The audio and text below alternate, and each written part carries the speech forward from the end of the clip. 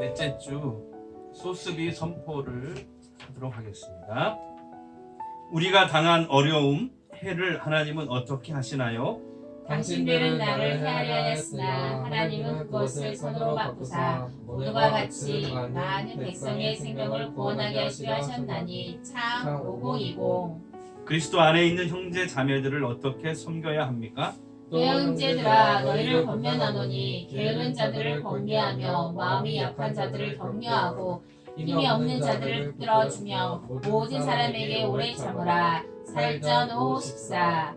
우리가 기억해야 할 것은 너는 청년의 때에 너희 창조주를 기억하라. 곧 공고한 날이 이르기 전에 나는 아무 낙이 없다고 할 해들이 가깝기 전에. 전 12일. 여호와를 앙망하는 자가 받는 축복은 오직 여호와를 앙망하는 자는 새 힘을 얻으리니 독수리가 날개치며 올라간 같을 것이요 다른 박질하여도 곤비하지 아니하리고 걸어가도 피곤하지 아니하리로다. 4, 40, 31. 마리아가 복을 받은 이유는 무엇입니까? 주께서 하신 말씀이 반드시 이루어지리라고 믿은 그 여자에게 복이 있도다. 룩 15, 45. 우리가 당한 어려움, 해를 하나님은 어떻게 하시나요? 당신들은 나를 헤아려 하였으나 하나님은 그것을 선으로 바꾸사 모두가 같이 많은 백성의 생명을 구원하게 하시려 하셨나니. 창 5020. 그리스도 안에 있는 형제 자매들을 어떻게 섬겨야 합니까? 또 형제들아, 너희를 권면하노니 게으른 자들을 권계하며 마음이 약한 자들을 격려하고 힘이 없는 자들을 붙들어주며 모든 사람에게 오래 참으라. 살전 514. 우리가 기억해야 할 것은 너는 청년의 때에 너희 창조주를 기억하라. 곧 공고한 날이 이르기 전에 나는 아무 낙이 없다고 할 해들이 가깝기 전에. 전 12일. 여호와를 앙망하는 자가 받는 축복은 오직 여호와를 앙망하는 자는 새 힘을 얻으리니 독수리가 날개치며 올라간 같을 것이요 다른 박질하여도 곤비하지 아니하리고 걸어가도 피곤하지 아니하리로다. 4, 40, 31. 마리아가 복을 받은 이유는 무엇입니까? 주께서 하신 말씀이 반드시 이루어지리라고 믿은 그 여자에게 복이 있도다. 룩 15, 45. 욥기 23장 10절 이번 주 하가다 말씀을 5번 읊조리도록 하겠습니다. 그러나 내가 가는 길을 그가 아시나니 그가 나를 발견하신 후에는 내가 숭궁같이 되어 나오리라. 욥 23, 10. 그러나 내가 가는 길을 그가 아시나니 그가 나를 발견하신 후에는 내가 숭궁같이 되어 나오리라. 욥 23, 10. 그러나 내가 가는 길을 그가 아시나니 그가 나를 발견하신 후에는 내가 숭궁같이 되어 나오리라. 욥 23, 10. 그러나 내가 가는 길을 그가 아시나니 그가 나를 발견하신 후에는 내가 숭궁같이 되어 나오리라. 욥 23, 10.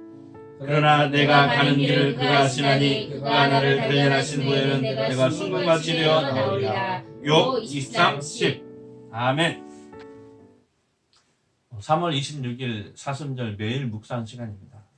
오늘은 마가복음 16장 말씀을 살펴보겠습니다.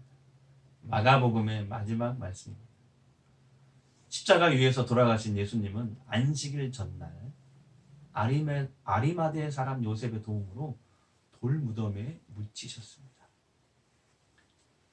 안식일이 지나고 나자 막달라 마리아와 야고보의 어머니 마리아와 살로메는 안식 후 첫날 새벽 해가 떠오르려고 할 때에 향료를 들고 무덤을 찾아갑니다. 자, 1절, 2절을 보겠습니다. 안식일이 지남에 막달라 마리아와 야고보의 어머니 마리아와 또 살로메가 가서 예수께 바르기 위하여 향품을 사다 두었다가 안식 후 첫날 매우 일찍이 해 돋을 때에 그 무덤으로 가서 이들은 무덤을 막고 있는 그 큰 돌을 누가 굴려줄 수 있을까 걱정 가득한 목소리로 말을 주고받았습니다. 그런데 무덤 앞에서 그녀들이 본 것은 열린 무덤이었습니다. 자, 본문 4절입니다. 눈을 들어본 즉 벌써 돌이 굴려져 있는데 그 돌이 심히 크더라. 이들은 또한 빈 무덤 안에 흰 옷을 입고 앉아있는 웬 남자를 보고 깜짝 놀랍니다. 그 남자는 여인들에게 말합니다. 놀라지 마시오. 그대들은 십자가에 못 박히신 예수를 찾고 있지만 그분은 살아나셨소. 그분은 갈릴리로 가셨소. 이 남자가 여인들에게 부탁하신 것은 이 사실을 제자들에게 빨리 알리라는 것입니다. 그리고 그곳 갈릴리에 가면 예수님을 만날 수 있다는 이야기를 꼭 전하라는 것이었습니다. 본문 7절입니다. 가서 그의 제자들과 베드로에게 이르기를 예수께서 너희보다 먼저 갈릴리로 가시나니 전에 너희에게 말씀하신 대로 너희가 거기서 배우리라 하라 하는지라. 여러분, 그 남자는 천사였습니다. 그 천사의 말을 들은 여인들은 놀란 가슴으로 뛰쳐나왔고 도망갑니다. 벌벌 떨면서 넋을 잃고 있었겠죠. 너무나 무서웠습니다. 그래서 아무 말도 처음에는 하지 못하였습니다. 마리아를 통해 예수님의 부활 소식을 들은 제자들 역시 마리아의 소식을 믿지 않았습니다. 그러자 부활하신 예수님은 이제 두 제자에게 다시 나타나십니다. 본문 12절입니다. 그 후에 그들 중 두 사람이 걸어서 시골로 갈 때에 예수께서 다른 모양으로 그들에게 나타나시니 이들은 다른 제자들에게 알렸습니다. 그러나 이 역시도 믿는 사람이 없었습니다. 그러자 예수님은 이번에는 11제자가 음식을 먹고 있을 때 나타나셨습니다. 부활하신 예수님은 제자들에게 나타나셔서 제자들이 믿음이 없고 마음이 무딘 것을 꾸짖어 주셨습니다. 믿으라는 거죠. 14절입니다. 그 후에 11제자가 음식 먹을 때에 예수께서 그들에게 나타나사 그들의 믿음 없는 것과 마음이 완악한 것을 꾸짖으시니 이는 자기가 살아난 것을 본 자들의 말을 믿지 아니함일러라. 그리고 부활하신 예수님은 다시 제자들에게 말씀하십니다. 사명을 주십니다. 명령하십니다. 너희는 온 세상에 나가서 만민에게 복음을 전파하여라. 믿게 하고 세례를 받게 함으로 구원하라. 예수님은 제자들에게 복음을 전파함으로 사람을 구원하라는 사명을 맡겨주시고 승천하셨습니다. 본문 19절입니다. 주 예수께서 말씀을 마치신 후에 하늘로 올려지사 하나님 우편에 앉으시니라. 사랑하는 여러분, 여기서 우리가 기억해야 할 것이 있습니다.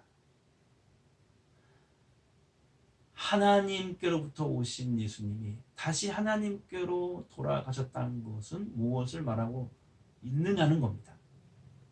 예수님이 이 땅에 오셔서 하셔야 할 일을 다 이루신 것입니다.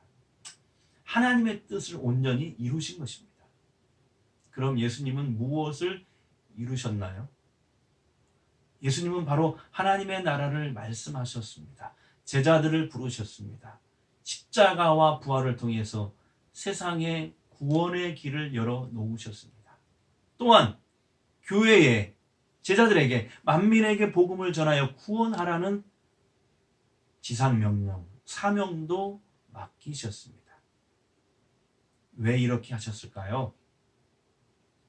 바로 온 세상 사람들이 이제 하나님을 알고 하나님을 자신과 인생의 주인으로 다시 삼아서 회복되어서 하나님과 함께 사는 세상, 그 하나님 나라를 만들려고 하는 것이 예수님이 오신 목적이기 때문입니다. 우리는 구원받은 사람들입니다. 또한 구원하라고 부름받은 사람들인 것입니다. 예수님의 제자로 선택된 사람들입니다. 예수님은 지금 하나님 나라를 향하여 함께 가자고 사람들에게 구원의 손을 내밀라고 명령하시는 것입니다. 우리는 주님의 명령대로 지금 살고 있습니까?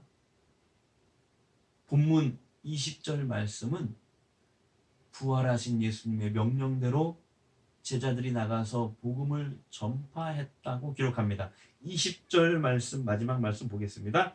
제자들이 나가 두루 전파할세 주께서 함께 역사하사 그 따르는 표적으로 말씀을 확실히 증언하시니라. 제자들이 예수님의 명령에 순종하여서 복음을 전파하였더니 예수님께서 복음을 전파하는 사람들과 함께 하셨고 또 여러 가지 표징이 따르도록 하셨다고 기록되어 있습니다. 우리는 20절 말씀을 오늘 마음에 잘 새겨야 됩니다. 예수님은 지금도 복음 전하는 자들과 함께 하십니다. 동행하십니다. 표징을 주십니다. 증거를 나타내십니다. 복음을 전하는 자들의 말씀에 권위가 서도록 하십니다. 여러분, 교회는 복음을 전파하기 위해 시작된 공동체입니다. 복음을 전파하기 때문에 주님은 함께 하셨고 표징이 나타나고 또 말씀의 권위가 세워지게 하셨습니다. 그 첫 출발점이 복음을 전파하는 것입니다. 교회는 예배 공동체이며 예수를 그리스도, 주님으로 고백하는 신앙 공동체입니다. 또 세상의 빛과 소금으로 서야 합니다. 하지만 교회가 복음을 전파하지 않는다면 교회는 살아있는 공동체가 아닙니다. 우리 교회가 어떤 식으로든지 복음을 전파하는 교회가 되어야 됩니다. 그래서 주님이 함께 하시는 교회, 주님의 살아계신 표징이, 역사가 나타나는 교회가 되었으면 좋겠습니다. 그것이 주님의 명령에 따르는 길이며 또한 주님의 지상 명령에 순종하는 것입니다. 우리가 신앙생활 할 때 내 신앙을 지키거나 위로를 받기 위해 신앙생활 하는 것이 물론 잘못된 것은 아닙니다. 그러나 그것이 교회의 중심이 되어버리면 교회는 본 모습을 잃어버리게 되는 것이죠.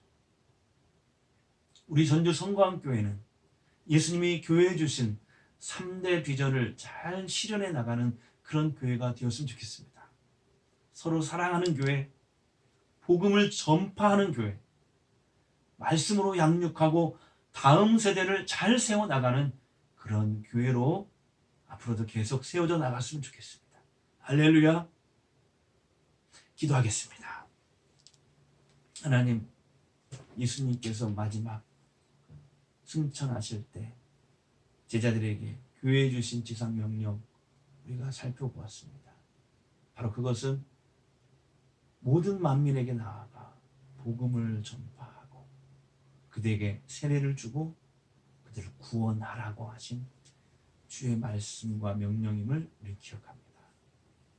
교회는 예수님의 이 명령을 순종하기 위해 세워진 그런 공동체임을 믿습니다. 우리가 교회에서 신앙생활하면서 위로도 받고 치유도 받고 또 회복해야 되겠지만 그러나 그것도 더 중요한 교회의 본연의 사명, 주님께서 주신 사명, 복음을 전파하라. 우리 교회가 어떤 형식으로든지 복음을 전하는 교회가 되기를 원합니다. 또 서로 사랑하는 교회가 되기를 원합니다. 또 말씀으로 성도들을 양육하고 다음 세대들에게 신앙을 잘 전수하는 그런 교회가 되기를 원합니다. 주님, 저희들과 함께하여 주시옵소서. 주님 살아계심을 저희 교회를 통해서 나타내 보여주시옵소서. 오늘 하루도 우리 성도들 가정을 지켜주시고 보호하여 주옵소서. 예수님의 이름으로 축복하며 기도하옵나이다. 아멘.